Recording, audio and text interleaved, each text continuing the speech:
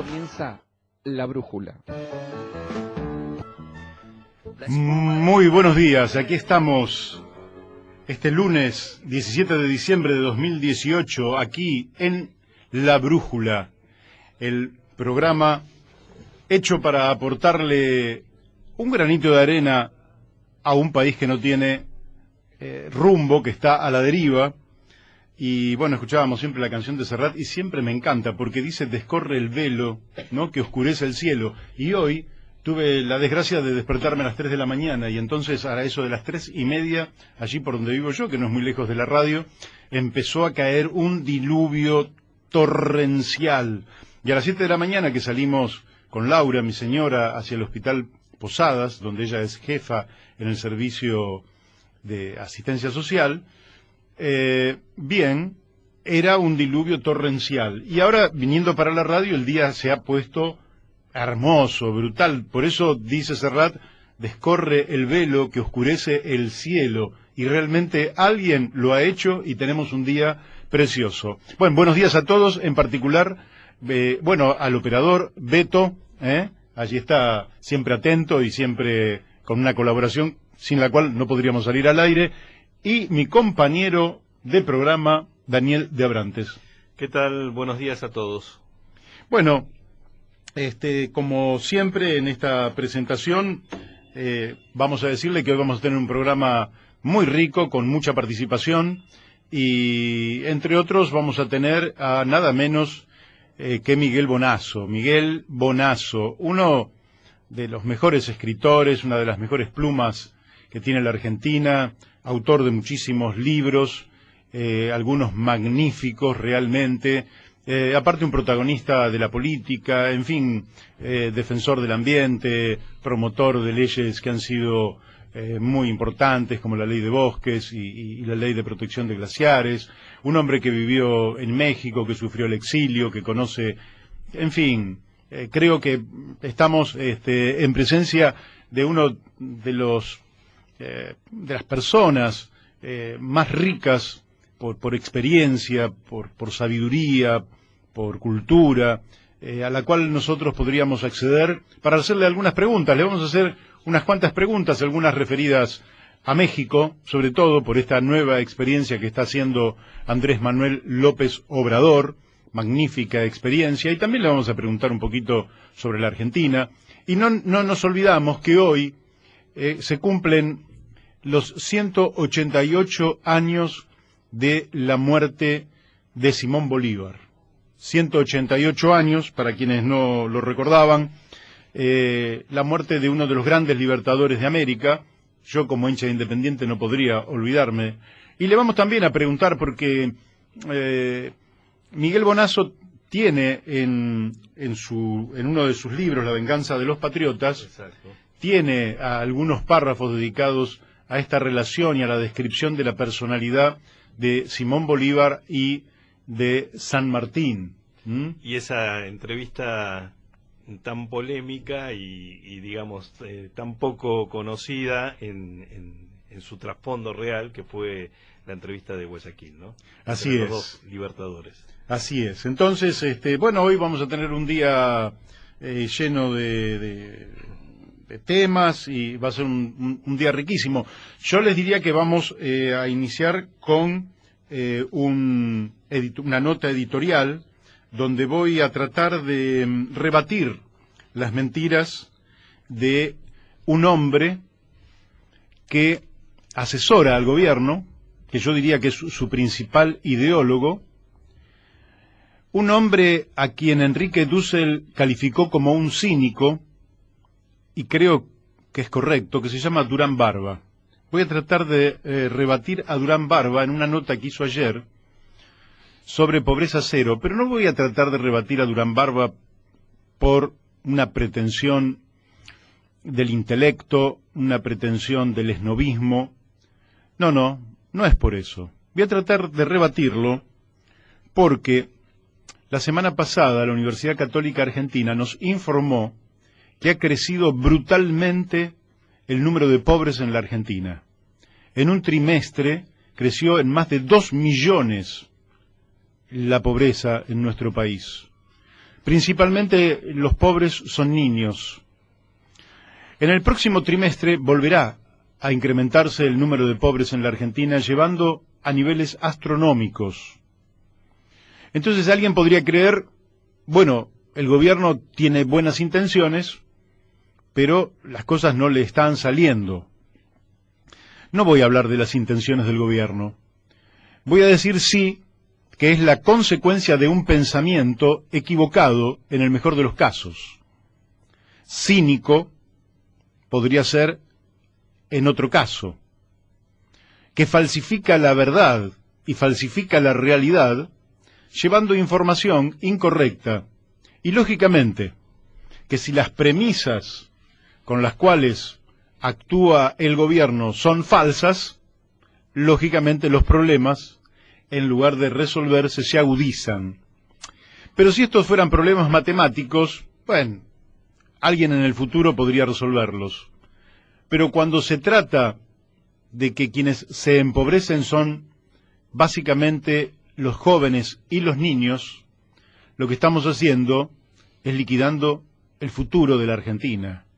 Lo que estamos haciendo es cercenando las posibilidades de desarrollo de millones de nuestros niños y nuestros jóvenes. Por tanto, eso es lo que vamos a hacer después del primer tema, que ya le vamos a pedir a Beto que lo ponga en el aire y que tiene que ver con el dolor que nos causa. Podríamos haber puesto un tema alegre, pero en este caso no vamos a poner un tema alegre, vamos a poner el violín de Becho de Citarrosa y vamos a entrar en nuestra nota editorial y después de esa nota vamos a ir al reportaje a Miguel Bonazo.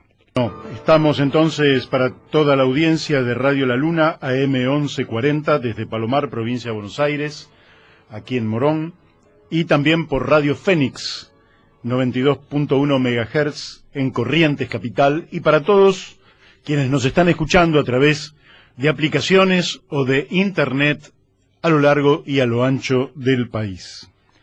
En el diario Perfil del día de ayer, Jaime Durán Barba, este asesor privilegiado del presidente de la Nación, que le ha permitido llevarlo al triunfo electoral en reiteradas oportunidades, hizo una nota sobre pobreza cero, los beneficios del capitalismo.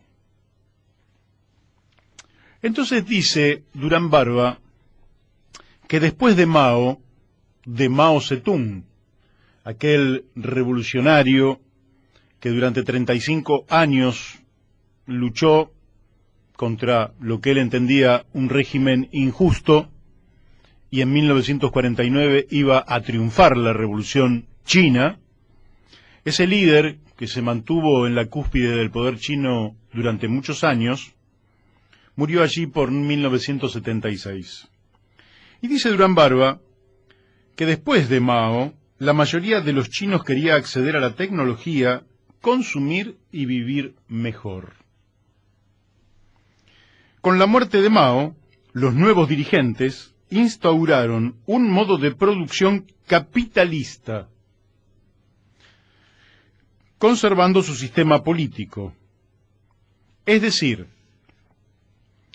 que según Durán Barba, los chinos, solo después de Mao, querían vivir mejor, consumir y acceder a la tecnología. Parece que antes, durante la vida de Mao, no querían vivir mejor.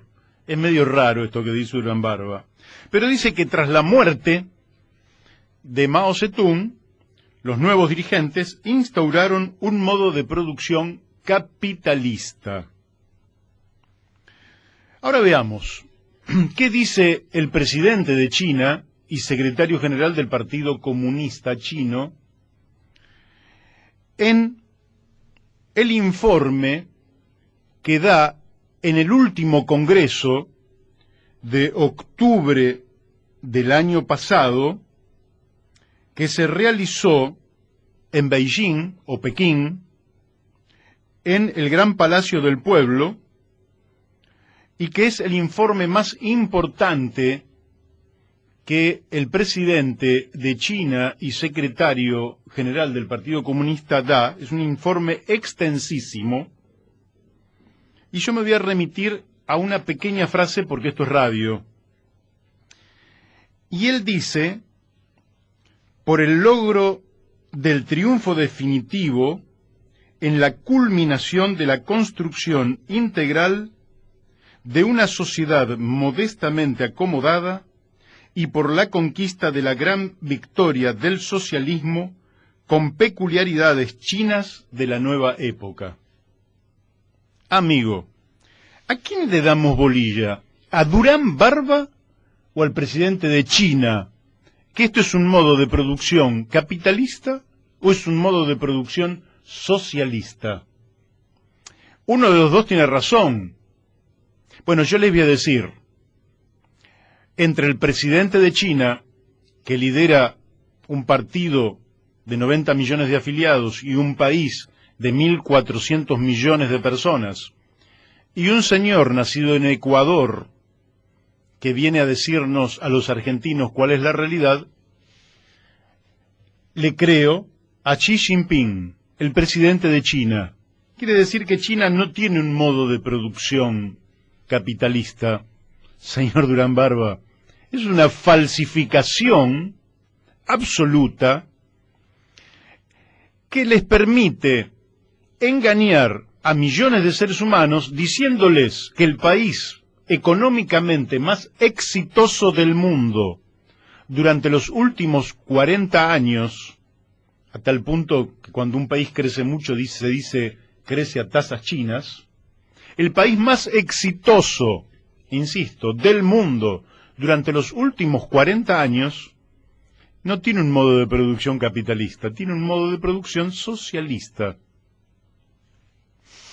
Claro, ¿cómo aceptar entonces que,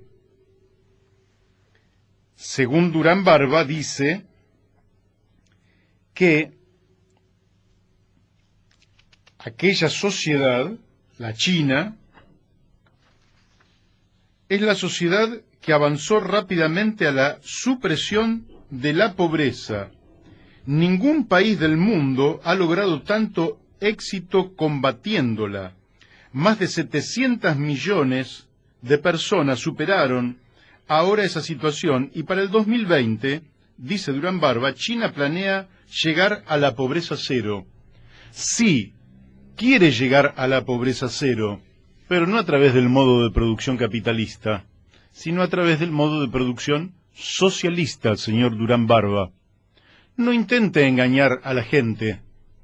Es muy sospechoso que un país como China, que hizo una revolución socialista y que todos sus dirigentes y todo el cuerpo de su partido hegemónico, distinto a nosotros, es una experiencia muy distinta a la Argentina, pero que esos hombres y mujeres estén pensando que lo que están construyendo es el capitalismo, cuando ellos sostienen abierta y explícitamente que lo que están construyendo es el socialismo. Lógicamente, que Durán Barba hace esta triquiñuela, este ardid, para darle aire a Macri y decir, hay que seguir en esta senda, porque esta es la senda que le permitió y que le permitirá en el 2020 a China sacar a 800 millones de seres humanos de la pobreza. Entonces, insistamos con Macri, y también él quiere pobreza cero, igual que los chinos, y el modo de producción para acceder al consumo y la tecnología es el capitalista. No, señor Durán Barba, es un modo de producción socialista. Por eso en el 2020 China va a terminar con la pobreza y va a llegar a la pobreza cero. En cambio, Estados Unidos, que es el país más rico, por lo menos en términos de valores absolutos, y cuando lo vemos per cápita es uno de los países más ricos del planeta, ¿verdad? Tiene 50 millones de pobres. Y va a llegar el año 2020 y tendrá 50 o 60 millones de pobres, siendo el país más rico del planeta, y siendo el país capitalista por excelencia, y siendo una de las puntas tecnológicas del mundo. No, no, no. Y mucho menos, señor Durán Barba, cuando el capitalismo del que estamos hablando es un capitalismo periférico, dependiente y subordinado al Fondo Monetario Internacional como el que están construyendo ustedes desde el gobierno nacional. No, no, que nadie se engañe. Esto es una gran mentira lo que hace Durán Barba. Es una gran mentira que lógicamente comparte una buena parte del sistema diciendo que en China lo que existe es el modo de producción capitalista porque hay mercado. Ah, quiero informarle al señor Durán Barba y a toda esta pléyade de falsificadores de la realidad que el mercado existía antes de que existiera el capitalismo en el mundo y que el mercado es un mecanismo a partir del cual quienes tienen una necesidad y son demandantes de un bien o de un servicio, van al mercado para que allí, oferentes de ese bien y de ese servicio, lo puedan satisfacer. Y en el medio, establecer el precio que unos y otros consideran el adecuado para resolver la transacción. Dicho en términos sencillos, necesito un par de medias, voy a una tienda, voy al mercado y observo donde la calidad, el precio y la cercanía me permiten realizar esa operación. Y si las medias de ese lugar no me gustan, voy a otro lugar. Y este es el mecanismo del mercado que existía cuando el capitalismo no existía y cuando ni la primera ni la segunda revolución industrial se habían realizado, y ya existía. Y ahora que estamos por la tercera o cuarta revolución industrial, según como se la mire, el mercado sigue existiendo. Y en el socialismo, querido Durán Barba, el mercado sigue existiendo. Y si algunas personas en una experiencia todavía infantil de socialismo creían que podían barrer con el mercado, se equivocaron. Hay socialismo y hay mercado. ¿Por qué? Porque las sociedades no están cristalizadas, sino que están en situación de tránsito, en una dinámica continua, permanentemente transformándose, y se van transformando del viejo capitalismo al nuevo socialismo. Y eso es lo que hace China. Y en ese tránsito, no todo lo que era antes va a desaparecer, ni mucho menos. Pero en ese tránsito está China, que va avanzando a pasos acelerados y disputándole, naturalmente, la punta científico-tecnológica al capitalismo, básicamente liderado por los Estados Unidos. Pero el capitalismo tal cual se lo concibió en el pasado, tampoco existe más, ni siquiera en los Estados Unidos. Ni siquiera, donde el factor económico más importante no es ninguna multinacional, es el Estado de los Estados Unidos. En Estados Unidos en el siglo XX se multiplicó por 3 el Estado. Por 3, sí, por 3 y 3,5 también el Estado. Y sin el Estado de los Estados Unidos, hoy no estaríamos viviendo nosotros esta era magnífica que es la era de Internet, que después los privados van a desarrollar y van a mercantilizar. Pero quien desarrolla la ciencia y la tecnología de base con la cual se va a difundir Internet rápidamente por todo el planeta Tierra, es el Estado de los Estados Unidos y en particular el Ministerio de Defensa. Los gastos en defensa de Estados Unidos son muy grandes. Quiere decir que hay una falsificación absoluta al decir que porque hay mercado, eso sería capitalismo. Esa falsificación lógicamente no la tienen los que gobiernan China, que tienen absoluta conciencia de lo que van llevando adelante. Y entonces, si las sociedades están en tránsito y ya no podríamos decir que hay cristalizado un capitalismo que ya no existe, porque también está en tránsito, y tampoco está cristalizado un socialismo que también está en tránsito, ¿qué es lo que diferencia al capitalismo del socialismo? Básicamente, es la concepción del ser humano y el motor intrínseco que mueve a esa sociedad. En la sociedad capitalista, el motor intrínseco es el lucro, es el beneficio, es la optimización de la tasa de ganancia, es obtener dinero, empezar un negocio con dinero y al cerrar el primer ciclo de ese negocio tener más dinero. Entonces el dinero, que es el gran motor, la avaricia, que es el gran motor espiritual en el capitalismo, aunque en el capitalismo también hay solidaridad,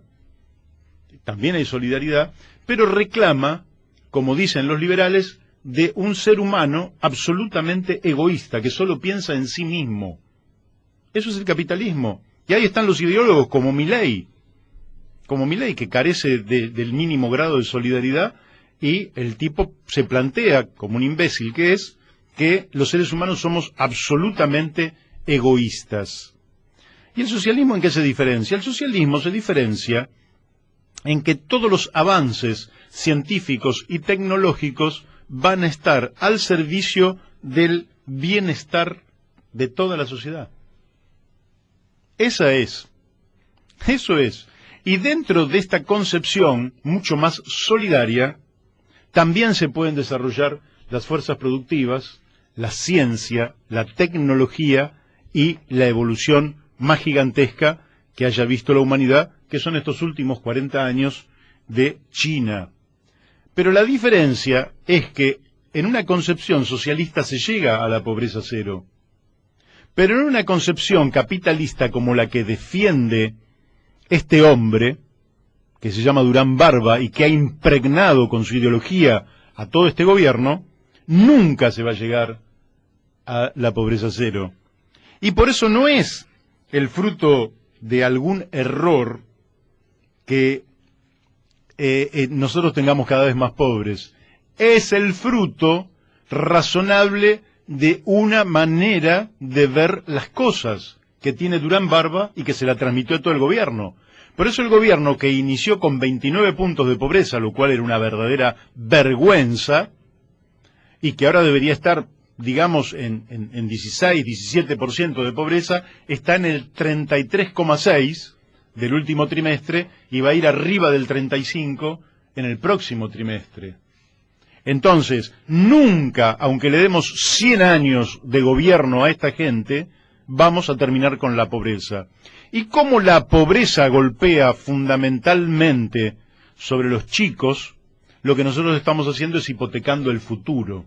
Cuando decimos los jóvenes y los niños son el futuro de la Argentina, lo que estamos haciendo es, en el sacrificio de esa generación, de esos jóvenes y de esos niños, también estamos sacrificando el futuro de la nación en su conjunto. Quiero decirles, y con esto voy cerrando, quiero decirles que la Constitución Nacional, en su preámbulo, aquel que recitaba muy bien Raúl Alfonsín, y que vuelve a ratificarse en la reforma constitucional de 1994, tiene mucho más que ver con valores del socialismo. No se olviden que uno de los inspiradores es Esteban Echeverría, otro es Juan Bautista Alberdi, ambos firmantes del dogma socialista que escribiera Esteban Echeverría en 1837. En su preámbulo dice que el objeto de esta Constitución es constituir la unión nacional, afianzar la justicia, consolidar la paz interior, proveer a la defensa común, promover el bienestar general y asegurar los beneficios de la libertad para nosotros, para nuestra posteridad y para todos los hombres del mundo que quieran habitar el suelo argentino. Eso, ahí tenemos la clave para resolver este problema de la pobreza. En nuestra propia Constitución Nacional está el espíritu solidario con el cual nosotros vamos a resolver el tema de la pobreza, que lo debemos resolver a la brevedad, porque esa deuda es la deuda más grave que tiene la Argentina. Lógicamente, a todas luces, con Durán Barba, con Macri, con Nicolás Dujovne, nunca jamás se va a resolver este tema, y cambiar el gobierno va a ser una necesidad imperiosa, por lo menos de la mayoría de nuestro pueblo, hacia el año 2019. Bueno, vamos a un tema de Molotov y vamos comunicándonos en unos minutos con Miguel Bonazo. Buen día, Miguel. Buen día. ¿Cómo te va, Miguel? Qué gusto charlar contigo. ¿Qué decís, Mario? ¿Cómo te va? Muy bien, muy bien. Ya habíamos anunciado a toda nuestra audiencia que íbamos a hablar con Miguel Bonazo, habíamos hecho tu presentación, así que no la voy a hacer ahora en presencia tuya porque estaríamos malgastando nuestro tiempo. Miguel, sí. Básicamente, bueno, yo te quería preguntar de un montón de cosas, vos me dirás el tiempo que disponés y cuando quieras me decís hasta aquí llego. ¿Cómo no? Pero, adelante, Mario. como hoy esto es un poco anecdótico, pero hoy se produce, es el 188 aniversario del fallecimiento de Simón Bolívar, y vos en tu libro La venganza de los patriotas haces alguna referencia a las personalidades de Bolívar y de San Martín. Sí, sí. ¿Podrías, para nuestra audiencia...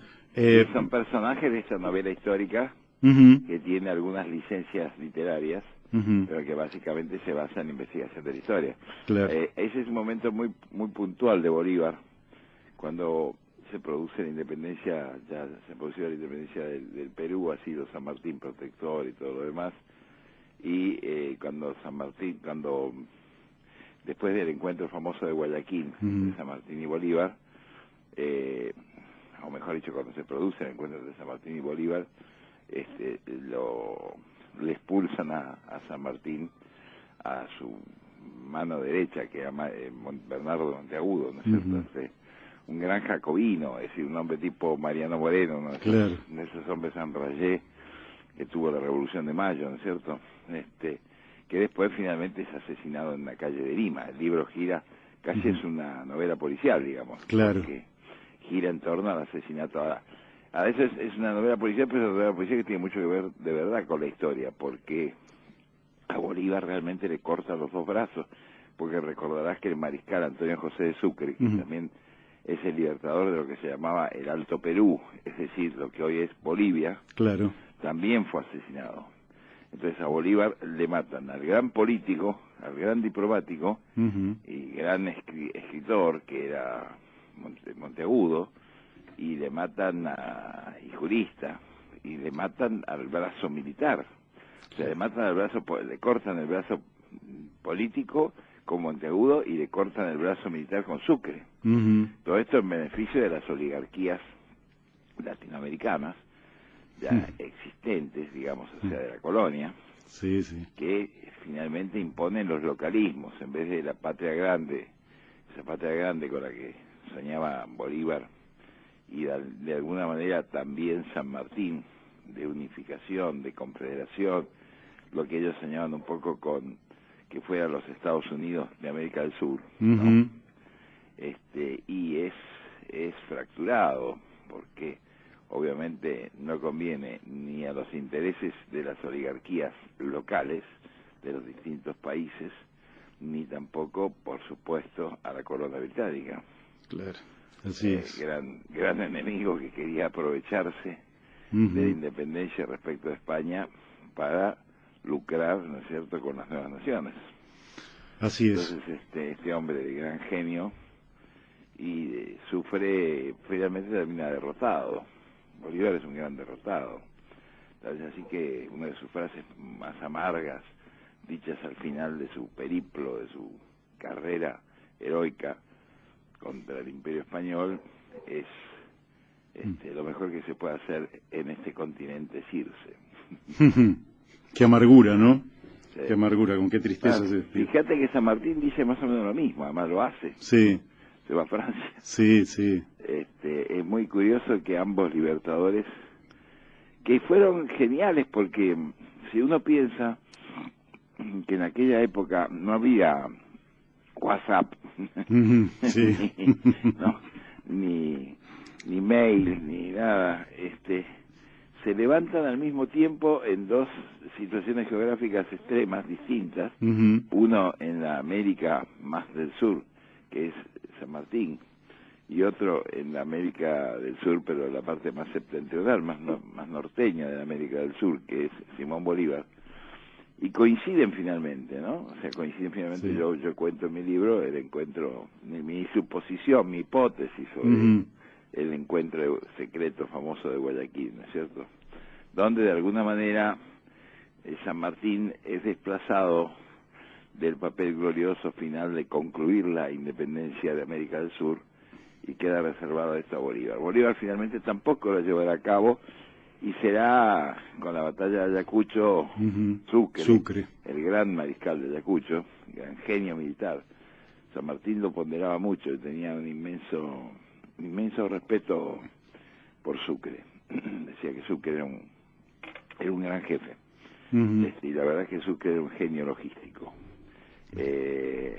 Pero, lo cual no impidió que fuera asesinado, no, mejor dicho, mejor favoreció que fuera asesinado. Era un hombre tan valioso que decidieron suprimirlo.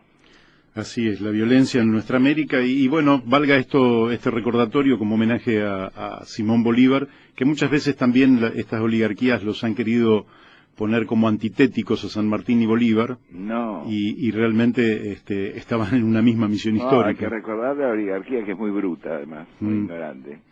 Hay que recordarle que San Martín conservó hasta el final de sus días en Boulogne-sur-Mer el retrato al óleo del propio Bolívar, que le regaló en aquel encuentro famoso de Guayaquil.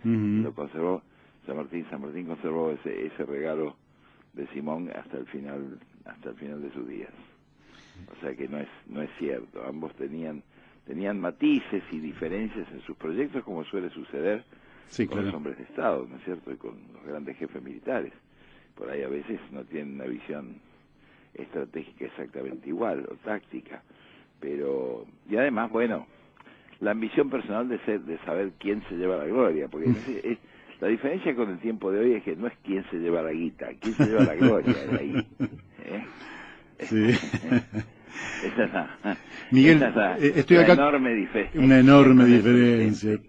Bueno, de valores, ¿no? Y Bolívar, ni siquiera Bolívar pudo tener, pensó que iba a tener él la gloria de terminar la independencia de América del Sur, y no, fue Sucre. Fue Sucre. Escúchame, estoy aquí con mi compañero Daniel de Abrantes, que te quiere hacer una pregunta. ¿Cómo no? Con todo gusto. ¿Qué tal? Buen día, Miguel. Buen día, ¿qué tal? Bueno, sobre este tema de La venganza de los patriotas, que para mí fue un libro que lo disfruté enormemente, y además se lo regalé a algunos jóvenes entusiastas de la historia argentina. A mí se me ocurría que, bueno, a veces, en las fantasías de uno, ¿no? Que esta pluma maravillosa que vos ejercés, en algún momento podría escribir sobre lo que con Mario hemos discutido, fue quizás el mejor gobierno de la Argentina, que fue el gobierno para nosotros de San Martín en Mendoza. Fue una epopeya fenomenal, de la que no se habla mucho en la Argentina. La fundación de la industria nacional, todo el proceso de la construcción del ejército de los Andes. Muy punto de vista sumamente interesante, muy correcto. Y nada, y esta manera de introducir el gusto por la historia a través de la novela, me parece que además cuando está hecha con la maestría que vos tenés, es fantástico. Muchas gracias, muy amable. Bueno, la verdad que a mí me quedaron varios cabos sueltos, digamos. Había alguna gente amiga que me decía, ¿por qué no escribís a continuación? ¿O por qué no escribís lo que ocurrió antes? Que sería este caso de que vos me decís, digamos, ¿no?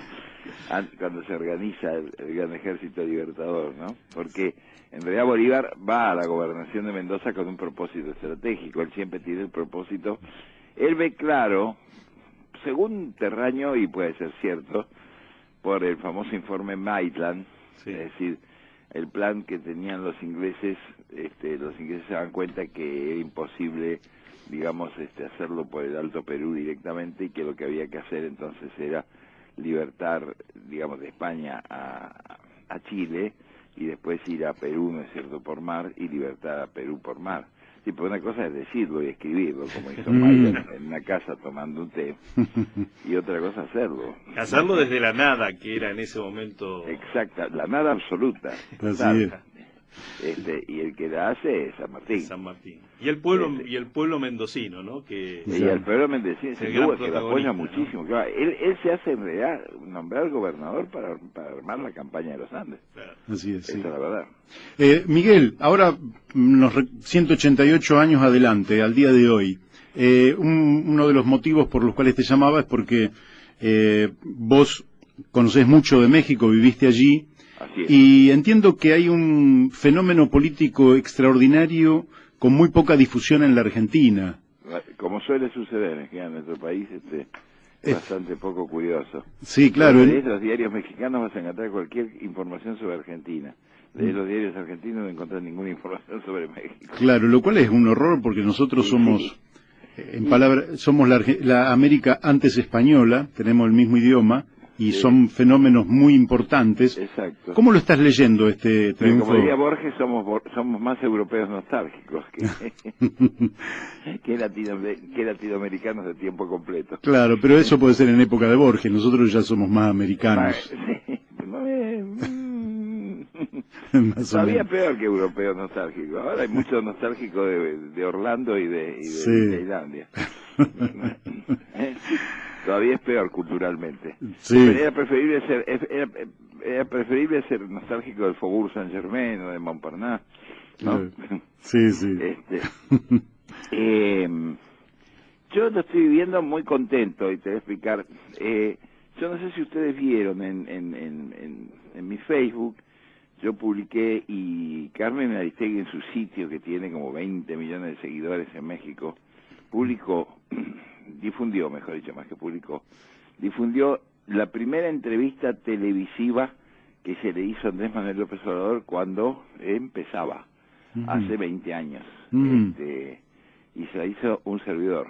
Mirá, Tuve la suerte de qué gran hacerle mérito. una larga entrevista de 1 hora para el Canal 40 de México. En ese momento hasta los del Canal 40 me decían, ¿te parece López Obrador? Le digo, me parece. Este hombre va a ser presidente de México. Acuérdense, no es una profecía trivial. Va a ser presidente de México. Y bueno, afortunadamente no me equivoqué. Afortunadamente.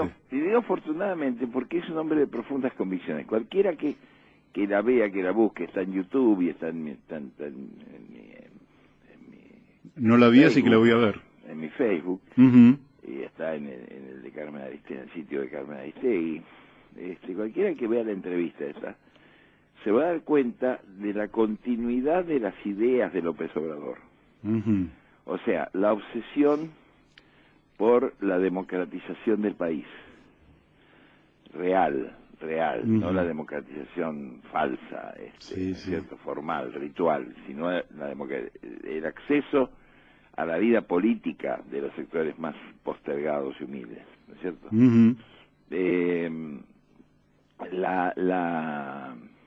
La obsesión, digamos, por la distribución de la riqueza, la obsesión por el mantenimiento de las grandes empresas nacionales y los recursos energéticos en manos del Estado y de la sociedad, la defensa irrestricta de los derechos humanos. Todas estas son banderas de Andrés Manuel López Obrador, que no traicionó jamás. O sea, cuando él fue jefe de gobierno del Distrito Federal, la urbe, la megalópolis más grande del mundo, él hizo una tarea fantástica, y hizo una tarea de una humildad y de una honestidad absolutas. O sea, Andrés Manuel había construido un segundo piso del periférico, y se imagina que es una obra faraónica, ¿no? Estamos hablando de miles de millones de dólares. Y el tipo seguía viviendo en una casita con un jardincito típico de clase media baja, ¿viste? Sí. Yo lo vi, o sea, no es que esto me lo contó nadie, digamos. Lo vi vivir. Y cuando quisieron destituirlo, hubo un intento de hacerle una especie de golpe de Estado para sacarlo, ¿no? Con con impeachment, ¿no? Con una especie de juicio por una cosa absurda, totalmente burocrática, idiota, no por nada de referido a honestidad, sino por una cuestión de que con unas calles que había abierto indebidamente o no, según sus críticos. Yo lo visité en el Palacio Municipal y le dije, ¿qué va a pasar? ¿Te van a echar? Y me dijo, mira, si yo conservo el favor popular, no se van a atrever. Y si lo pierdo, pues qué más da que me quiten. Claro, qué va. Sí, yo, perdón, creo que... Tal cual me dijo, una de las cosas quizás trascendentes que dijo en lo mucho que está comunicando en estos días, y yo lo sigo diariamente, es este tema de primero haber renunciado explícitamente a la reelección claro. y plantear que a los 2 años y medio se sometía al voto popular para ratificar su continuidad, ¿no? Con lo cual él está ya marcando una característica de lo que va a ser su gobierno que es muy importante, junto con todo este discurso transformador, fenomenal, que nos está generando un entusiasmo, quizás por la falta de escuchar algo parecido en la Argentina, Así es. Bueno, fíjense que en ese discurso magnífico, discurso y actos, porque ya empezaron los actos, es decir, ya empezaron los hechos. Sí. El primer hecho es la creación de la Comisión de Investigación Histórica con el tema de la masacre de los 43 de Ayotzinapa, que eran pibes que estudiaban para maestros rurales, lo cual en México tiene un significado muy importante, porque, bueno, son los maestros de los más humildes, ¿no? Son los maestros del campo profundo, digamos, de quienes debieran haber sido los protagonistas de la revolución frustrada, ¿no? De esa gran revolución agraria que se frustró, que fue la Revolución Mexicana. Entonces, ahí ya hay una pauta muy importante. La segunda es que su jefa de gobierno, Claudia Sheinbaum, disolvió el llamado cuerpo de granaderos, que no es como el granadero de caballos de acá, sino que son policías, policías represores, vendrían a ser como una guardia de infantería, no es nuestra, ¿no? Que son los que siempre dan los gomazos en las manifestaciones. Lo disolvió. Disolvió el cuerpo. De una. Buenas. Chao. Ya no existe más los granaderos. Estos son hechos. Cuando la gente me dice a mí, pero no te confíes tanto, después te vas a desilusionar, porque... Y bueno, seguramente que cometerá errores como todo el mundo, y seguramente que habrá cosas que me gustarán más y otras que me gustarán menos, pero lo que está haciendo en consonancia con lo que dice hasta este momento no solo es de una enorme coherencia, sino que es de una enorme velocidad.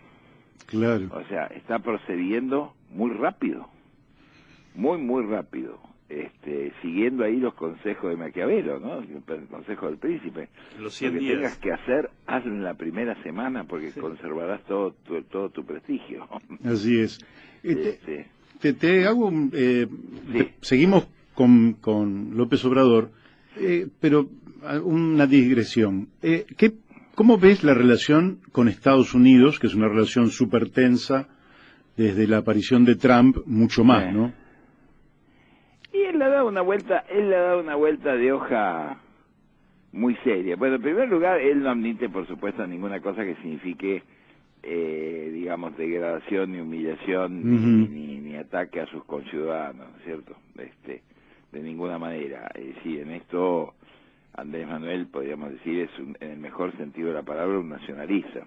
Claro. Mexicano. Pero al mismo tiempo hace una cosa que es muy pragmática y muy inteligente, que es decir, no, yo los voy a cobijar, es decir, no van a pasar la frontera, no se van a ir a Estados Unidos, se van a quedar acá le vamos a dar laburo a esta gente que viene de Centroamérica. Porque ¿qué pasó?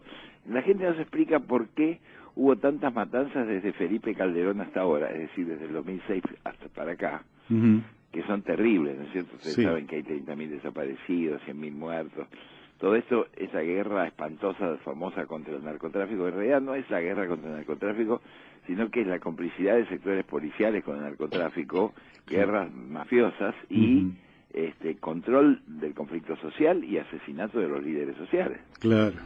Esto es así, esto es como una dictadura disfrazada de gobierno constitucional, lo que fue Peña Nieto, ¿no es cierto?, y Calderón. Y además fueron justamente presidentes que le ganaron por fraude a Andrés Manuel en las elecciones anteriores.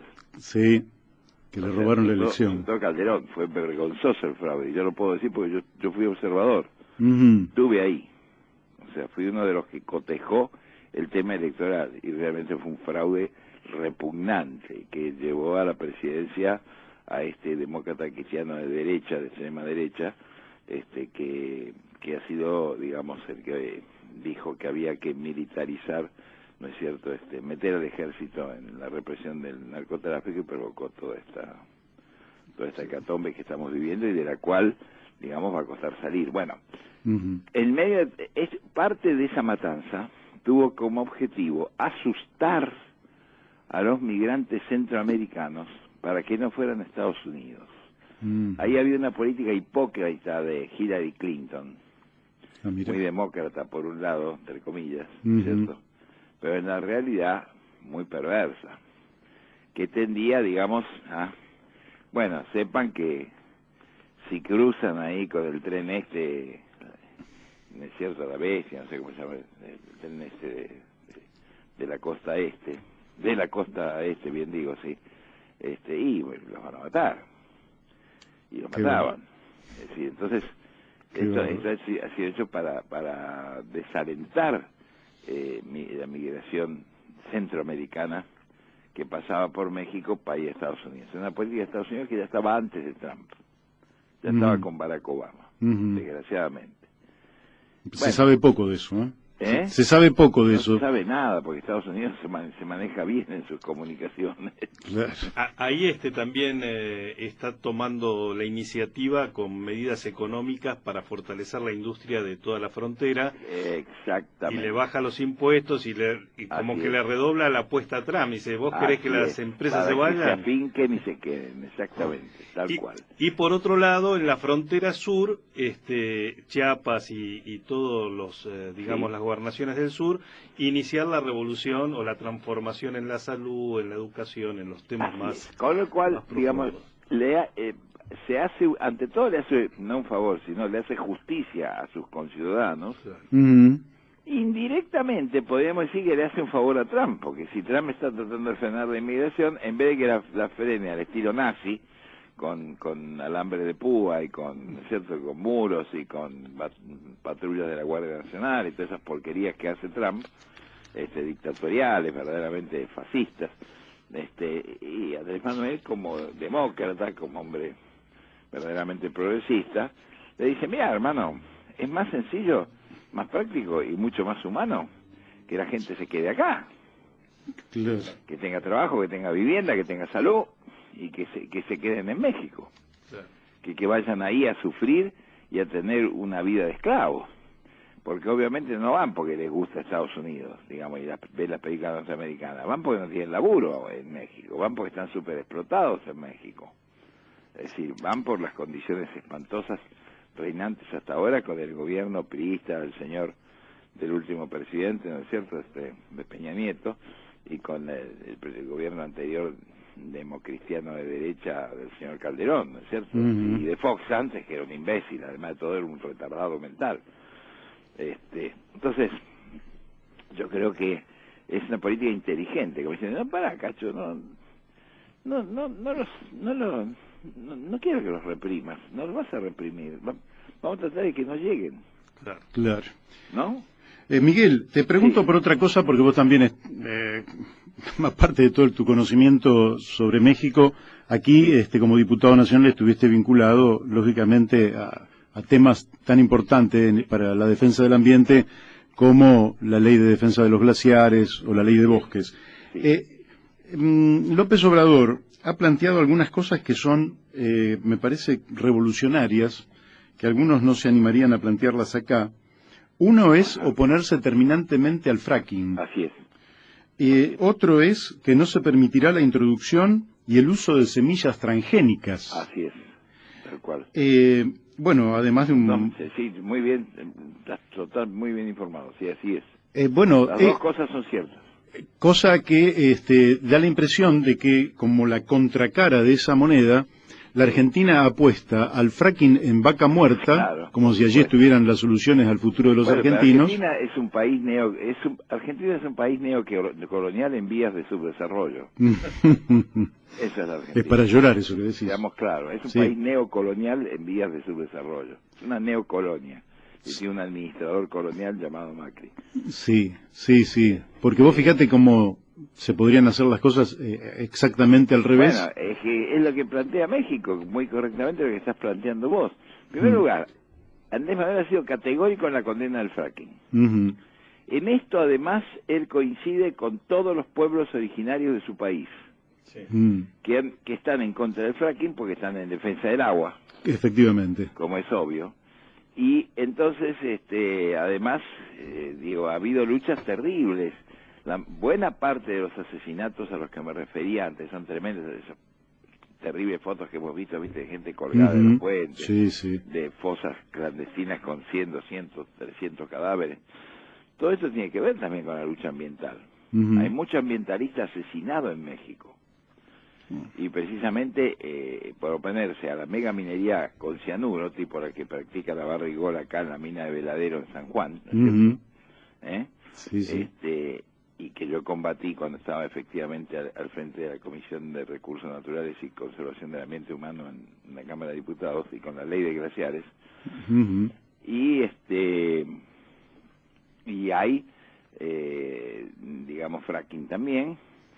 Y Andrés Manuel ya se ha expresado categóricamente. Respecto a la mega minería no le di una definición tan clara todavía, pero respecto al fracking sí, ha sido categórico, no al fracking, digamos. O sea, categórico, es una definición presidencial de alto nivel incuestionable. Y me parece muy bien. Es una lección para nosotros, o sea, es claramente una lección. Él está marcando, yo te diría que en este momento, la posición de vanguardia en América Latina, sin ningún lugar a dudas, la tiene Andrés Manuel López Obrador. Bueno. En el terreno ambiental, en el terreno de los derechos humanos, en el terreno de la democratización, en el terreno de la igualdad social, en el terreno de la ayuda a los más necesitados, en el terreno de la ayuda a los más viejitos, en el terreno, en fin, en diversos terrenos. Él ha comenzado a actuar a gran velocidad con el conocimiento que él ha recorrido en estos 12 últimos años en los que fue proscrito. Él ha recorrido cada palmo del territorio mexicano. Conoce México como la palma de su mano. No es un improvisado de laboratorio que tiene 3 o 4 asistentes, o Marquitos Peña, ¿no? Que vienen y le dicen, mirá, hay tal cosa, hay que hacer esto aquí, esto allá. No, él ha visto con sus propios ojos las necesidades, las propuestas y los anhelos de la gente. Y bueno, ayer inauguraba el Tren Maya. Se lo han comentado, exacto, que ahí va, o sea que va. Se lo han comentado directamente, de viva voz. Claro. Presidente, queremos esto, presidente, ¿no? Y él él viene, claro, por eso te decía que la entrevista que le hice, no porque se la haya hecho yo, no es un rasgo de vanidad estúpido el que estoy. No, pero tiene un gran valor. Esa primera entrevista de 1 hora, él cuenta sus comienzos como miembro del Instituto Nacional Indigenista en Tabasco. Y cuenta que cuando se lanza a la política, miren qué dato interesante les doy, cuando se lanza a la política, quienes lo apoyan para ser candidato a gobernador de Tabasco, que donde le hicieron fraude también, por supuesto, son los chontales, la etnia de los chontales. O sea, es un pueblo originario el que propone la candidatura de Andrés Manuel López Obrador. ¿Cómo ven esa? Bárbaro. Sí, claro, y además toda la asunción, la toma de, digamos, de poder frente en el Zócalo. Eso fue maravilloso. Fue maravilloso. Fue Y maravilloso. creo también que él acuñó una frase que a mí me parece fantástica y que además se está viendo en cada medida que toma, que es, por el bien de todos, primero los pobres. Así es. Que me parece lema que de campaña. esto, por el bien de todos, primero siendo los pobres. Y me parece que es una definición fantástica de la sociedad, de cómo se construye una sociedad, ¿no? Así es, así es. Él es que la desigualdad ha ido creciendo en México, que ya era un país desigual. Cuando yo lo conocí a México con los avatares políticos nuestros, ¿no es cierto? Primero López Rega y después la dictadura. O sea, yo he entrado y salido de México muchas veces, bueno, ya de alguna manera es mi segunda patria. Sí, sí. Amo profundamente a México, me parece un país muy importante, demasiado importante, además es el gran país milenario, ¿no? Junto con el Perú, el gran país de las etnias, también de los pueblos originarios, en fin, México tiene una serie de elementos que lo tornan, bueno, es la frontera con el imperio. Sí, sí, sí, o sea, tan cerca de los Estados Unidos. Exactamente, tan lejos de Dios y tan cerca de los Estados Unidos, claro. Como decía Porfirio Díaz. Entonces, yo creo, digamos que que lo que tiene por delante es ciclópeo, y si vos te pusieras a analizarlo con la racionalidad que tienen algunos observadores, entre comillas, medio pálidos y timoratos, sería imposible de hacer. Pero este es un hacedor, es un hombre, por eso les cuento lo de Elini, él estaba, yo soy indigenista, y él protagonizó una marcha hacia el Distrito Federal, a raíz de la cual yo le hice la entrevista en televisión, en la cual le abrieron la cabeza a los granaderos, ese cuerpo que acaba de disolver Claudia Sheinbaum. Atención a ese nombre, Atención a ese nombre, que puede ser la primera mujer presidenta de los Estados Unidos de México. Ah, mira. Les estoy dando una... Sí, sí, claro, esto sí que es... Una primicia importante, Sí, puede sí. ser la sucesora de Andrés Manuel. Mira, qué interesante. Sí, sí, lo que pasa es que ningún diario argentino va a decir, porque en general nuestro periodismo está compuesto por comprados o ignorantes, o agentes de los servicios de inteligencia. Qué bárbaro. Esta es la verdad, lo digo así, sin el menor respeto por la inmensa mayoría de los colegas. Sí, sí, sí, sí, tenés autoridad para decirlo. Entonces, digo, porque no dicen esto es una cosa importante. ¿Cómo? Si no se va a reelegir, ¿y cómo sigue el proyecto? No, ya está previsto cómo sigue el proyecto. Qué bueno. Miguel, acá la radio me pide, yo no sé si vos el tiempo te da, porque me pide 2 minutos para la tanda. ¿Cómo no? ¿Vos querés que te vuelva a llamar? Sí, pero siempre, como quieras, como si prefieren... Son 2 minutos. ¿Qué hago entonces? ¿Cuelgo y espero? Bueno, si querés colgar y te No, que espere, me dice acá. Te espero en línea. Dale, Okay. dale, te agradezco. Sí, bueno. Los escucho bien, ¿me escuchan bien a mí? Sí, te escuchamos perfecto. Y desde ya te adelanto mi agradecimiento por la amabilidad que has tenido por favor. y este tiempo del mediodía que te hemos quitado. Pero no podíamos... No me lo han quitado, me lo han otorgado, muchas gracias. No podíamos, no podemos no preguntarte sobre cómo estás viendo la situación nacional con estos rasgos dramáticos como los datos sobre la pobreza que ha difundido la Universidad Católica Argentina la semana pasada. Y que son rigurosamente ciertos, y posiblemente incluso escasos. Yo creo que el nivel de pobreza todavía es mayor. Cualquiera que camine un poco por la benemérita y muy europea ciudad de Buenos Aires va a quedar espantado ante la cantidad de gente que duerme en la calle, ¿no? Sí, claro, y el Gran Buenos Aires no te cuento. Y en el Gran Buenos Aires que es donde estamos nosotros. Miguel, ¿y cómo estás viendo que todavía...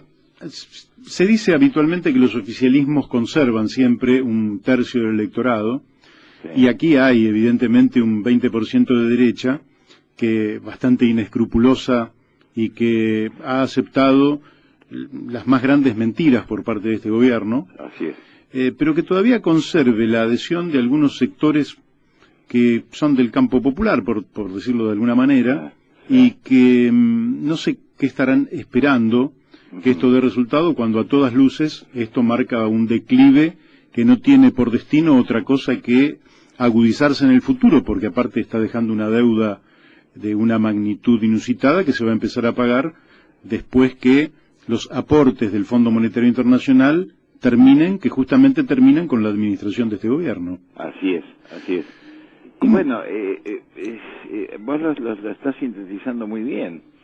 El tema central acá hay lo de siempre. Que ¿por qué se hizo el gran vaciamiento que terminó con el corralito de Cavallo y la explosión social y política del 2001? Porque se hizo la famosa conversión, ¿te acordás? Sí, claro. La convertibilidad, etcétera.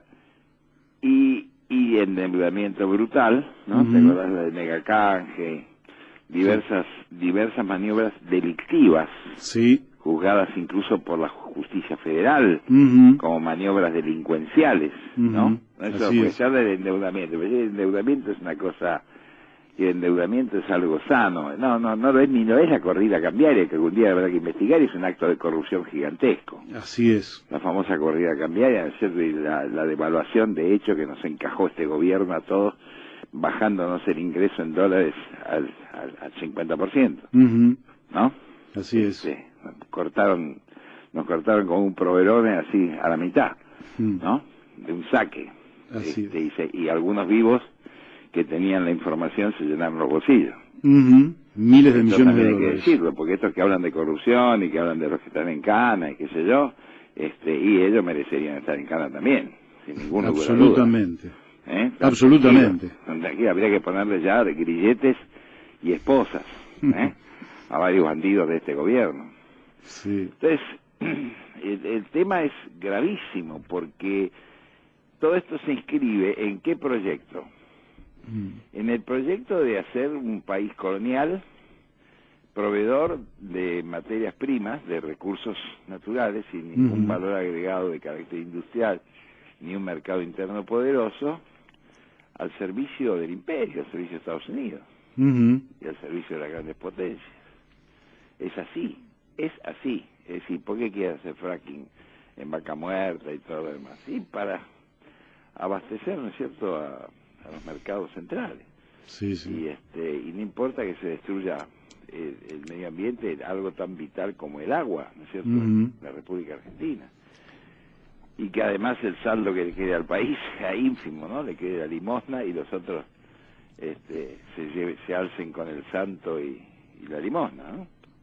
Ahora, yo creo que es muy grave. Y lo más grave es que no hay respuesta del campo popular inteligente para decir, bueno, vamos a armar un frente, pero un frente en serio, no un disfraz del PJ.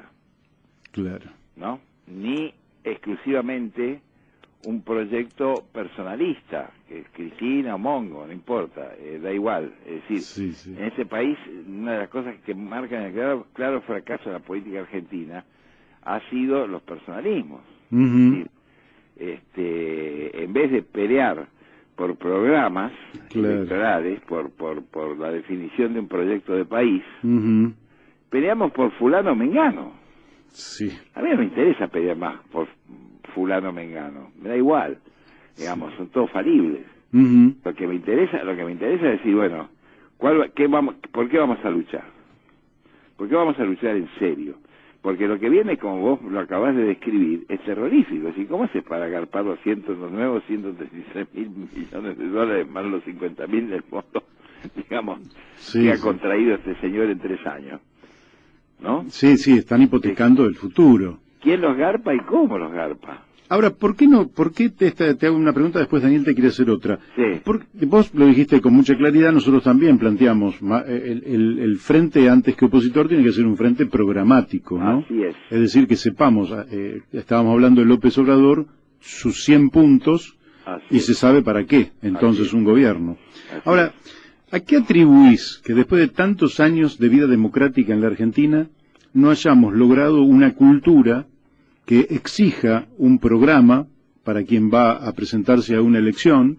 Ese programa es el contrato que el candidato hace con su elector, con el pueblo, y que lógicamente luego se compromete a cumplir. Sin embargo, cada vez menos lo programático y cada vez más parece las agencias de propaganda y las generadoras de climas preelectorales. Sí, porque lo electoral, copiando lo peor de Estados Unidos, como de costumbre, se ha convertido en un acto de marketing. Claro. De marketing político, es decir, han desaparecido verdaderos partidos. Yo conocí una época generacionalmente, vos se lo explicás a los pibes y les resulta difícil de entender, donde incluso gente con la que yo podía estar en las antípodas políticas, como Arturo Illia, ¿no? Fíjate, te estoy hablando de un radical. Sí, sí. Pero te estoy hablando de un radical que, como vos bien estabas diciendo, cumplió el compromiso electoral, el pacto electoral que tenía con la gente. Él dijo, voy a anular los contratos petroleros, y anuló los contratos petroleros. Sí, claro. Este es un dato concreto. Y eso le costó a la presidencia. No solo eso le costó a la presidencia. Él me contó qué le costó a la presidencia. La presidencia se la costó Rockefeller. Porque la erradicación del Chase Manhattan Bank exigiendo reformar la ley de bancos, cosa a la que Illia se negó, casi echándolo a patadas de la casa de gobierno de Rockefeller. Claro. 3 meses después de negarse con Rockefeller, lo volteaban a Illia. Digo, no es que fuera Che Guevara, quiero decir, no estoy pintando un retrato de Illia. Illia tenía miles de defectos, y de cosas por las cuales, digamos, yo, incluso como peronista, estuve enfrente, ¿no? Lo combatí. Y me dice, usted es uno de mis amigos peronistas. Pero fue un patriota, por decirte de alguna manera, y sobre todo, más que un patriota, fue un tipo que cumplió su pacto electoral. Esto es y murió sin un mango, obviamente. Sí. Y ninguno de los tipos de aquella época, casi todos los tipos de aquella época, Cámpora era un tipo de una honestidad a carta caballo. Tuve el privilegio, el honor, la inmensa satisfacción de ser secretario de prensa del Frejulia, el Frente Justicialista de Liberación, porque me designó el doctor Cámpora y ser hombre de confianza del doctor Cámpora. Y el doctor Cámpora era un hombre de una honestidad impresionante. Impresionante. Y digamos también que tenés un libro escrito, El presidente que no fue, Así es. Que yo lo leí de punta a punta y que es recomendable para quienes nos están escuchando también. Sí. Daniel te quiere hacer una pregunta. No, en realidad son 2 o 3, pero todas juntas. Un par de afirmaciones que me llamaron la atención y con las que yo en general coincido, pero me parece bueno que las explaye. Sí. La primera, que parece una verdad de perogrullo, pero parece que en la Argentina no termina de consolidarse. Una afirmación que vos haces que robar no es de izquierda. No. Que a mí me parece que hay atrás de esa afirmación sencilla y que, digamos, para todos los militantes de izquierda nos parece obvia, parece que la realidad nos marca otra cosa, ¿viste? Porque, digamos, hay cosas que vuelven a aparecer en torno a esto. Bueno, la segunda que tiene que ver... a la gente no le preocupa, ¿viste? Mucha gente dice, no, bueno, está bien. Claro, como decían de México antes los cínicos que estaban con el PRI. Bueno, está bien, roba pero salpica. Claro. La segunda afirmación que leí, que también me parece interesante, también para que por ahí la explayes un poco, es que la izquierda no existe en la Argentina. No, desgraciadamente. La izquierda tal como la entiendo yo, es decir, como la voluntad transformadora, profunda, honesta y posible de una sociedad. Bueno, y ahora la tercera que tiene que ver con estas dos afirmaciones. ¿Cómo construimos algo nuevo, Miguel? Y mira, el tema es que hay que construirlo no sobre la base de liderazgos personales, sino tampoco podés excluir el papel del individuo en la historia. Ya sabemos lo importante que es, lo importante que fue Lenin, lo importante que fue Fidel Castro, lo importante que, bueno, decir, el individuo es muy importante en la historia, no cabe duda. No digo que se supriman, ¿no es cierto?, las individualidades que pesan de la historia, pero lo central es el proyecto, el modelo, qué clase de país querés tener, cuáles son las ideas fuerzas, o sea, las que lo motorizan Andrés Manuel, como lo hablamos largamente en la primera parte de esta charla, están muy claras, ¿no es cierto? Es decir, este tipo quiere transparentar la vida política mexicana, acabar con la corrupción, acabar con el robo, ¿no? Dijo, no, acá no se va a robar más, dijo. Claro. Como diciendo acá, el que robe le vamos a cortar la mano, ¿viste? muy clarito. En fin, digo, es decir, acá hay que fijar una serie de ideas fuerzas sobre las cuales se pongan de acuerdo representantes de fuerzas políticas genuinas e individualidades interesantes, importantes del país. Y que se haga una suerte, digamos, de proyecto, de programa. Después vemos cuáles son los vehículos que lo pueden llevar a cabo, ¿no es cierto? Si probablemente sea necesario, obviamente, crear una nueva fuerza, porque hasta eso ocurrió hasta con Perón, te quiero decir. Claro. Se crea el FEJULI, el Frente de Justicia y Liberación. Yo me acuerdo, porque yo trabajé junto a Cámpora en tratar de convencer incluso a alguna gente que se iba con el frente de Allende y Sueldo. ¿Se acuerdan que había un frente de izquierda? Sí, el APR. Exactamente, que nos robaba votos al FEJULI. Claro. Nosotros necesitábamos tener, ¿no es cierto?, un 50%, necesitábamos ganar en primera vuelta, cosa que afortunadamente ocurrió, aunque nos lo retrasió la dictadura militar de la NUCE, pero logramos, digamos, alzarnos con ella. Además, la diferencia que tuvimos respecto a Balbín fue gigantesca. Balbín sacó el 21%. Claro, sí, entonces, frente al 49,6 que le reconocieron a don Héctor, en realidad sacamos más del 49,6. Según nuestros cálculos, sacamos el 54% de los votos. Mira. Pero, bueno, pero no importa, el 11 de marzo de 1973, el histórico 11 de marzo, del cual, gracias a Cámpora, tuve el privilegio de participar. Yo creo que hay que hacer una cosa por el estilo, es decir, que hay que hacer como una especie de asambleas en todo el país, sobre la base de un ideario muy concreto, muy preciso, que no puede andar vagando por ahí. Fracking sí o fracking no, por ejemplo, te digo, con los ejemplos que ustedes han traído. ¿Qué vamos a hacer? ¿Vamos a entregar de la Patagonia a Rockefeller con Chevron y todo lo demás? ¿O vamos a hacer con la Patagonia otra cosa? ¿No? ¿Vamos a reconstruir YPF sobre otras pautas, como está tratando él de reconstruir Pemex, ¿no es cierto?, Petróleo Mexicano? ¿Vamos a tratar de hacer un modelo de desarrollo que no sea destructor del medio ambiente? ¿Vamos a hacer algo más que un país que produce materias primas nada más, soja, etcétera, y que carece de un mercado interno, y que carece, por lo tanto, digamos, y que tiene un montón de gente en la transitoriedad, en los planes sociales, pero no en el empleo efectivo, ¿no es cierto? ¿No? Sí. ¿Vamos a ir hacia una economía formal alguna vez en la vida, o vamos a seguir con un tercio de nuestra economía informal? ¿No te parece que hay que hacer una reforma a la Constitución Nacional? Sí, total, pero lo que pasa es que la reforma no puede ser como ha sido siempre para que alguien se pueda reelegir indefinidamente. La reforma tiene que ser justamente para estas cuestiones estructurales que hacen al bien común. Sí, claro que tiene que haber una reforma de la Constitución, sin ningún lugar a dudas. Hay un montón de cosas que deben ser reformadas, efectivamente.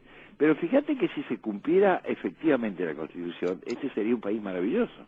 Claro. Si se cumpliera el artículo 14 bis de la Constitución, que asegura que por el solo hecho de ser argentino tenés derecho de vivienda digna, un trabajo digno, a la salud, a la educación, etcétera. Si todo eso fuera verdad, ¿no? Claramente. No letra muerta de la Constitución, y este sería un país maravilloso, como lo fue. A ver, perdón, yo tengo 78 años, y recuerdo que este país fue uno de los más avanzados de América Latina, en muchos terrenos. Cuando gobernaba primero el joven coronel, yo me peleaba con mi viejo porque mi viejo era socialista y gorila, ¿viste?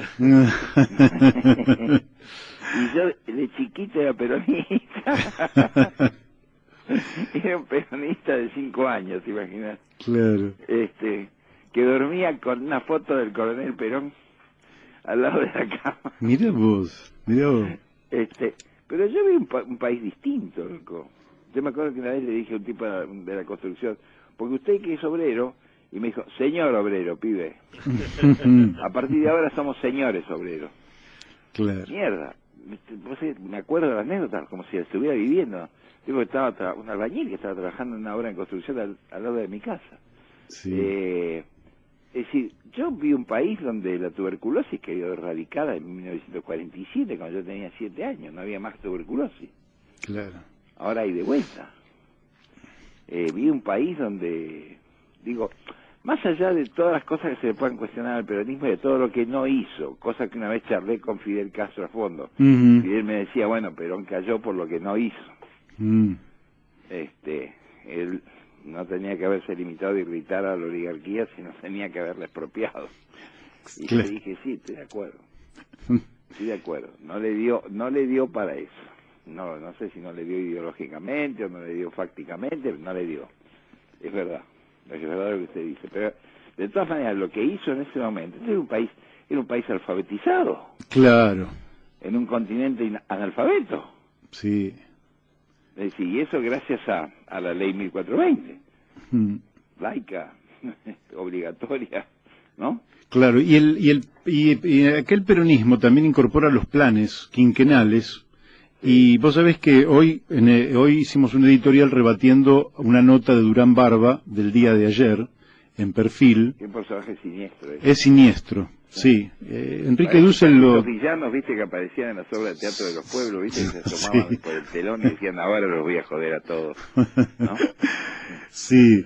Y vos sabés que, en fin, hay una falsificación de la realidad muy grande, pero entre otras cosas, un encubrimiento de lo que es China como país real. Y entre otras cosas, China va por el 13 plan quinquenal, quiere decir que hace aproximadamente 60 y pico de años que los tipos tienen planes quinquenales. Y en la Argentina no es que se cambió el plan preexistente por otro plan, sino que nos quedamos como un país a la deriva, sin rumbo, al servicio, lógicamente, de los poderes fácticos que hacen a voluntad lo que ellos quieren y desechan en el camino la voluntad del pueblo, que puede participar justamente en la elaboración de un plan que fija objetivos y que los planes para alcanzar esos objetivos. Totalmente de acuerdo. Ahora, yo la verdad es que creo que la Argentina en ese sentido, a mí me da la impresión, vos dijiste una frase que somos un país neocolonial en vías de subdesarrollo.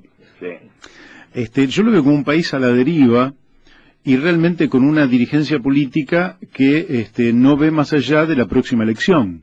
Lo que pasa es que esa deriva tiene ciertas constantes, por eso dije el país neocolonial. Es decir, ¿cuál es una constante? Una constante es, bueno, ¿a quién le vamos a dar la explotación minera? Se la vamos a dar a la Barrigol y a todos esos sinvergüenzas, ¿no es cierto?, que están en la cordillera de los Andes, que han producido ya 3 derrames de agua cianurada, ¿no es cierto?, lo cual es criminal. Por un solo derrame de agua cianurada, de 10 veces menos importante, en Europa se prohibió la megaminería con cianuro.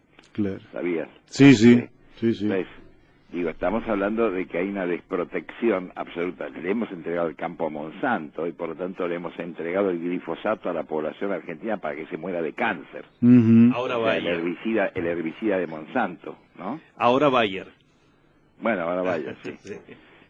Da igual, son todos siniestros. Entonces, esto es lo que yo quería decir, que digo, si no tenés un plan, un proyecto, un modelo muy claro de desarrollo sobre el cual logren ponerse de acuerdo, yo creo que hay algunos argentinos, obviamente si no me pegarían tiro, creo que hay algunos argentinos rescatables. Sí, claramente. Bueno, con esos argentinos rescatables hay que ponerse de acuerdo y decir, señores, vamos, más importante que quién es el candidato o la candidata de este conglomerado, es decir, qué vamos a hacer, que es totalmente lo contrario de lo que están haciendo estos señores. Sí, sí. Lo contrario. Es decir, ¿no? En todos los terrenos, la deuda, porque además la deuda ¿para qué es? Es para lo de siempre, para que fuguen capitales. Ni más ni menos. Se endeudan para... Hay 400.000 millones de dólares de argentinos en el exterior. Sí. Lo que hay que hacer es repatriarlos, no pagar la deuda. ¿No? Sí, sí. ¿Quién se propone hacer algo como para verdaderamente repatriarlos? Este es uno de los temas centrales de este país. Y un pacto también, ¿no ves que ya con esto vamos terminando porque ya hemos... Sí. ¿No ves que es necesario también un pacto no sé si llamarle ético, moral, sin caer en la moralina ni nada por el estilo, Sí. pero en torno a comportamientos. Vos lo señalabas hoy, todo, por ejemplo, acá van a entrar más de 100.000 millones de dólares de deuda y no se ve una sola fábrica, no se ve un puente, no se ve un camino, no se ve un ferrocarril, no se ve un astillero funcionando. No. ¿No te parece que necesitamos, porque acá yo veo un punto difícil, que es este, necesitamos un cierto pacto ético, que es esto que López Obrador está planteando en México? Acá nadie roba, acá los dineros públicos tienen un destino, en fin, el sueldo mío va a bajar. Sí, sí. Pero para eso se requiere una... Nadie, por supuesto, en la administración va a ganar más que el presidente de la República. Bueno, O sea, pero que eso si es... el sueldo de él va a bajar y los otros sueldos van a bajar también. Claro, No es que él va a bajar el sueldo de él y de los jueces va a quedar, viste, igual. claro. Ahora, para hacer esas cosas necesitas credibilidad y autoridad moral. Así es. Y da la impresión de que algunas personalidades políticas no están en condiciones de reunir esos atributos. No, hay un gran deterioro de la clase política argentina, eso es verdad. Y entonces, ¿cómo...? Hay un gran deterioro. Qué difícil, porque a nosotros nos dicen, no, pero... Ese es un problema muy serio. Nos dicen, encolúmnense ustedes, y vos sabés que nosotros somos socialistas, en fin. Sí, sí, sí. Y nos dicen, no, porque, qué sé yo, es la que tiene más votos, en fin. No voy a dar nombres, ya se sabe a quién me refiero. Pero da la impresión... Pero el problema no es el cuentavotos, el problema no es el problema no es quién es el más popular, el problema no es el error monstruoso cometido por el peronismo históricamente, claro, fue un movimiento popular construido por un general, no nos olvidemos. Sí, claro. Entonces fue un movimiento popular vertical, sí, en el cual había que hacer lo que decía el general. Sí. Eso es así, ¿no? Sí, sí. Y eso es así hasta hoy. Claro. Entonces, digo, con los matices del caso, no es lo mismo Perón dando órdenes que Scioli, pero o que Gioja, o que Cristina, Sí. pero es un poco, hay una cultura o subcultura, ¿no? O infracultura en ese sentido. No, yo creo que de alguna manera hay que hacer grandes reuniones. ¿Qué hizo López Obrador? Claro, a lo mejor no hay tiempo para hacer esto también es cierto. En factor, él tuvo tiempo porque como dije antes, Sí. le hicieron fraude durante 12 años, tuvo 2 procesos electorales para lanzarse a recorrer todo el país y recoger las impresiones de la gente, ¿no? Pero acá hay que realmente hacer como una especie de consultas populares previas al proceso electoral, Sí. para poder conformar mínimamente una dirección coherente del proceso y variopinta, es decir, plural. Acá tiene que haber socialistas, tiene que haber comunistas, tiene que haber cristianos, tiene que haber republicanos, tiene que haber no sé, toda clase de y por supuesto tendría que haber radicales que tuvieran decencia y que dijeran qué carajo estoy haciendo al lado de Macri, ¿no? Totalmente. Que recordaran quién fue don Arturo Illa, que recordaran ese tipo de cosas y dijeran, no, pero me parece que me equivoqué, ¿no? Me subí a un ómnibus que no es. En vez de estar, qué sé yo, proclamando como Aguad, digamos, la militarización del país, tendría que estar al contrario, digamos, ¿no es cierto?, planteando la democratización del país. Así es, así es. Bueno. Y una última pregunta te hago. No me atrevería a decir los nombres de quienes deberían constituir una especie de... ¿Te acuerdas antes de las famosas juntas promotoras? Sí, sí, sí. Y yo creo que la cosa va un poco por ahí, o sea, alguien tiene que animarse a tirar las primeras piedras y empezar a decir, bueno, ¿para qué nos reunimos? ¿Nos reunimos para que haya un tipo o varios tipos que tengan la manija? ¿O nos reunimos por un determinado objetivo patriótico, aunque suene retórico la palabra patriótico? Sí, sí. A mí no me resulta retórico. Qué linda palabra, ¿eh? Por eso escribí La venganza de los patriotas, ¿viste? Bueno, este rol que vos planteás en algún momento nos habíamos imaginado con Pino, Sí. Y bueno, las circunstancias no permitieron que se diera. No se dio, no se dio. Pero te hago mi última pregunta porque yo sé que hemos avasallado tu mediodía. No, por favor, al contrario. Hay lógicamente que hay un intelectual de Podemos, Monedero, español, sí, que él dice que una cosa así, más o menos, dice que el plan A del capitalismo, este capitalismo declinante, es una sociedad liberalizada. El plan B es un populismo de derecha y el plan C es el fascismo. Estas declaraciones con la reforma del reglamento para el uso de armas de fuego que hace Patricia Bullrich, ¿cómo te suena? Como una... No, yo creo que el fascismo ha avanzado muchísimo casillero. Si estuviéramos jugando al juego de la oca estaría aterrado, ¿viste? Avanzó cualquier cantidad de casilleros. Jair Bolsonaro, Patricia Bullrich, puta. Es infernal. Estamos rodeados de fascistas, amenazados por fascistas, y ya sabemos que los fascistas tiran, disparan. Sí. Mi vieja peleó en la Guerra Civil Española, 3 años, peleó, feminiciana, fue al frente. Y supo lo que era eso, ¿viste? Sí, las balas de un lado y de otro.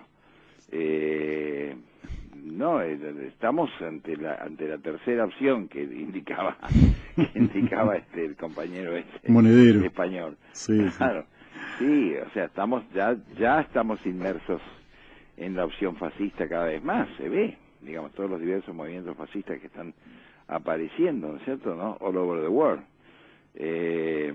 Por eso también es de salvataje nacional y latinoamericano reunirse, conformar una unidad, lanzar una propuesta. A veces uno parece... Yo me acuerdo siempre cuando contaba Trotsky lo que era el Congreso de Zimmerwald de los bolcheviques, y decía que habíamos todos en un carricoche. Sí, ya claro. van a decir que soy trotskista. No, nadie te va a acusar de trotskista. No soy trotskista, pero admiro a Trotsky. Sí. Porque cómo no admirar al jefe del Ejército Rojo, ¿no? Sí, que además estuvo en México como vos. Claro. En otro tiempo. Así, exactamente. Bueno, Miguel. Digo, sí, este es el tema. Hay que tomar en cuenta que estamos ante un gravísimo peligro. Y si no nos unimos a definir objetivos que vayan más allá de la figurita electoral, estamos perdidos. Si repetimos los mecanismos, la inercia de siempre, y nos va a ir mal. Sí, sí. Se va a repetir lo de siempre. Será Cristina, será no sé quién, pero nos va a ir mal. Y seguiremos en la noria. Después vendrán de nuevo estos. Dicen, muchachos, háganse al costado, vamos a hacer fascismo en serio, ¿no? Claro. El nuestro. Que es lo que siempre pasa, ¿viste? O sea, Perón comete errores en su segunda presidencia, viene la Libertadora. Isabel hace un desastre con su gobierno y viene Videla. Siempre puede haber algo peor, obviamente. Siempre puede haber algo peor. Pero además se da ese círculo terrible de que comete errores el movimiento popular y quienes vienen de inmediato a hacerse cargo son los horribles. ¿No? Sí, sí. Trágicamente eso sí, sí. Y bueno, tratemos de ponerle fin a esa noria, porque esa noria es la que ha llevado a la Argentina a una decadencia monstruosa, que se puede medir precisamente eso, en los índices de pobreza y en el endeudamiento. O sea, eso se mide. Nuestra decadencia se mide. Se mide totalmente. En la deuda gigantesca que tenemos y en la deuda social no menos gigantesca que tenemos. Sí. Digo yo. Sí, sí, sí. Bueno, nos alentás a agudizar nuestro ingenio también para aportar a un colectivo grande que se tendrá que formar para cambiar este gobierno y darle otra orientación a la Argentina. Para sacar a ese gobierno, ¿no? Sacarlo. Sí. Cambiar no cambia, eso no cambia. No, este gobierno no van a cambiar. No. Nosotros... pero a sacarlo, pero sustituirlo por un gobierno verdaderamente democrático, verdaderamente avanzado, verdaderamente justo, que sepa que hay enormes dificultades, pero que esté dispuesto dirigentes que sepan que hay enormes dificultades pero están dispuestos a transitarlas, no que estén calculando permanentemente con sus asesores, che, me conviene, no me conviene, salgo, no salgo, voy al programa de fulano, voy intratable, no voy intratable. Digo, bueno, hay que terminar con esta mezquindad. Sí, sí. Estamos con una política miserable. Sí, sí, lamentablemente es así. Yo. Sí, lamentablemente yo veo que prevalece siempre el cortoplacismo, el oportunismo, la ventajita de pequeña monta, y se van perdiendo lo que tuvieron otras generaciones que efectivamente se elevaron y miraron mucho más lejos. Y ¿no? vos mirá la resistencia teórica que hubo, la marcha última, lo que tendría que haber sido y lo que fue. ¿No? Sí, sí. Digo, ahí se esperaba mucha más gente. Incendiar el país, pero bueno, por lo menos un poco más de ruido, ¿no? Sí, no pasó nada. Esta es la realidad.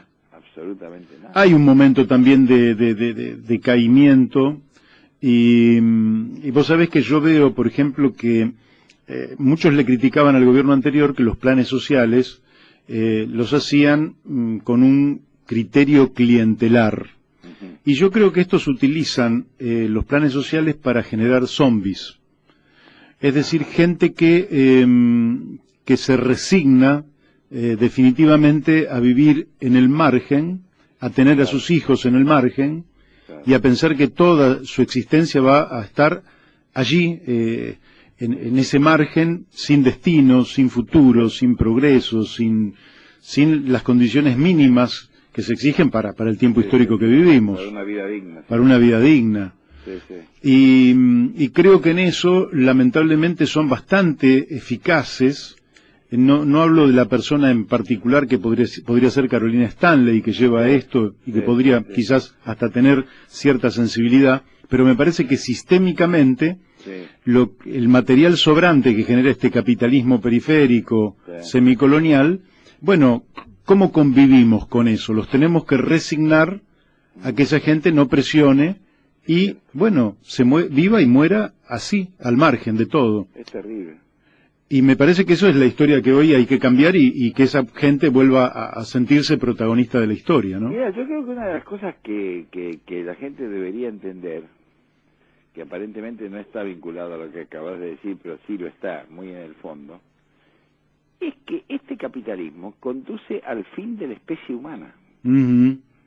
O sea, eso podrá ocurrir dentro de 100 años, 150 años, 200, me importa tres pitos. Me importa tres pitos cuánto duraremos como dinosaurios, ¿viste? Sí. Pero que tenemos todos una cara de diplodocus y no te quepa la menor duda, ¿eh? Sí, sí. La especie humana está en peligro. Está en peligro. Está en peligro. Sí, la sí. especie humana está en peligro. Cuando vos decís, no, a mí me importa de carajo, digamos, si hay cambio climático o no hay cambio climático, si todas las poblaciones ribereñas desaparecen porque el nivel de los océanos se levanta 2 metros, qué sé yo, y vos estás pregonando el apocalipsis. Y diciendo, a mí me chupa un huevo porque lo que me interesa fundamentalmente es ganar guita. Chao, listo. Me importa tres pitos lo que pase con mis nietos, mis bisnietos. Total, yo no lo voy a ver. Esa es la verdad. Esa es la posición que tienen los capitalistas actualmente. Sí, sí, sí, el negacionismo.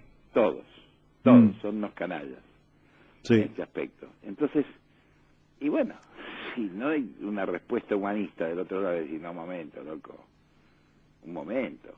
Nosotros vamos a tratar de salvar la especie humana. Y hacerlo, bueno, en este lugar del mundo que es la República Argentina, así como este compañero López Obrador lo está haciendo en ese otro rincón de América Latina tan importante que es México. Sí, sí. ¿No? Es decir, hay que volver a plantear eso, no porque que regresen los gobiernos bolivarianos, toda esa mamada. No, está bien. Es porque vamos a marcar que estamos en peligro. Estamos en serio y real peligro.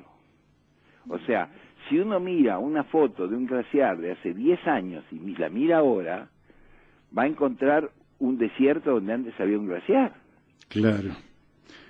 Y un glaciar, digámosle a la gente, es una fuente no de agua, sino de vida. Así es. Digo, por decir algo, no es porque yo tenga que ver con la ley glaciar que digo esto, lo digo más allá de cualquier posición egoísta, porque realmente nos estamos jugando con todo, nos estamos jugando con la foresta, nos estamos jugando con los bosques autóctonos.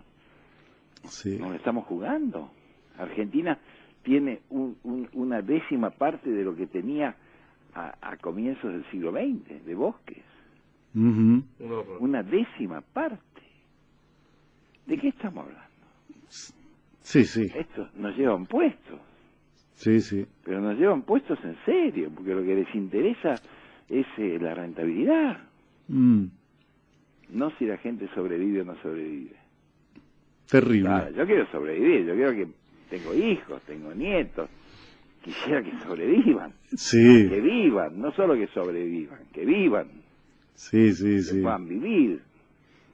Sí, sí. Esto es lo que tenemos que pregonar, más que si fulanito va a ir de candidato, si va a ir menganito, si todas esas estupideces en las cuales está incursa la clase política discutiendo estúpidamente cosas que no tienen la menor importancia estratégica.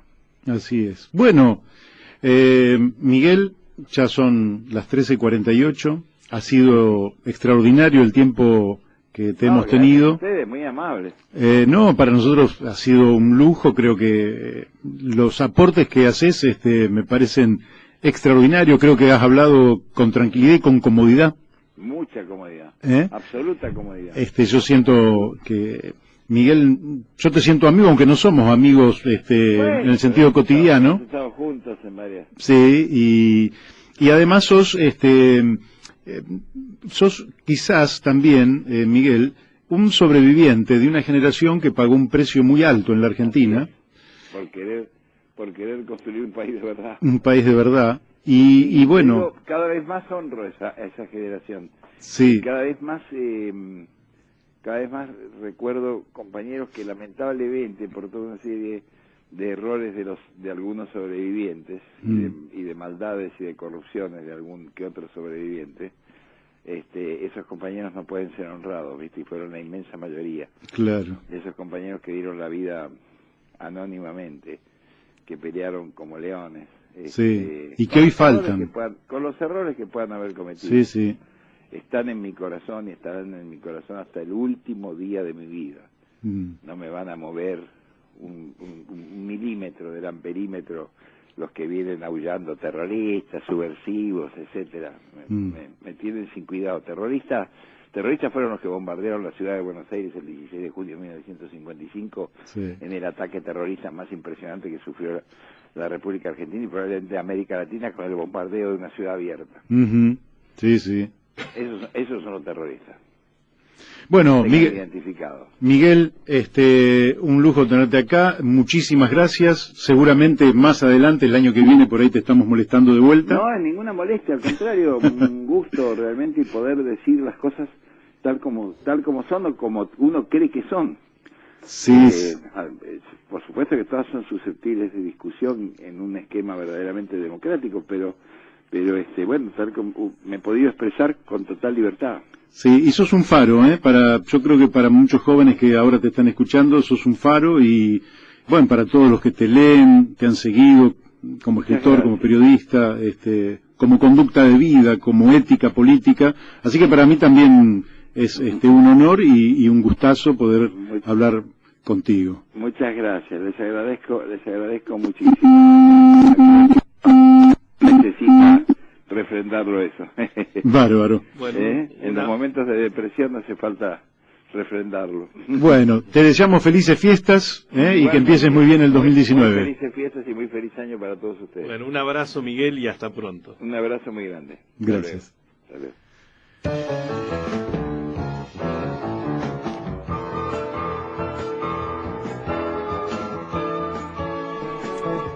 Bueno,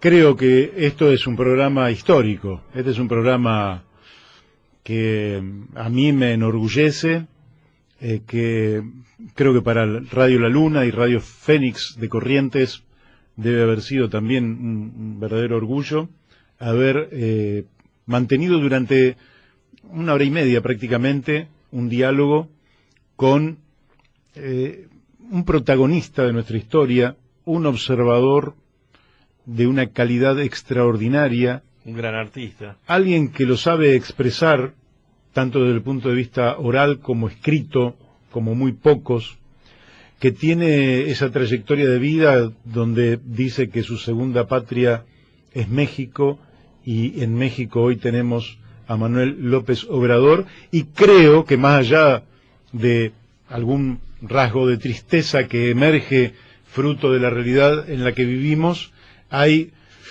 esa vibración humana en defensa de la vida, de la ética, de la esperanza y de la revolución, que nos convoca verdaderamente a decir: estamos en un tiempo histórico en el cual no podemos bajar nuestra voluntad, no podemos relajarnos, y tenemos que defender un proyecto humanista para la Argentina y para todo el mundo.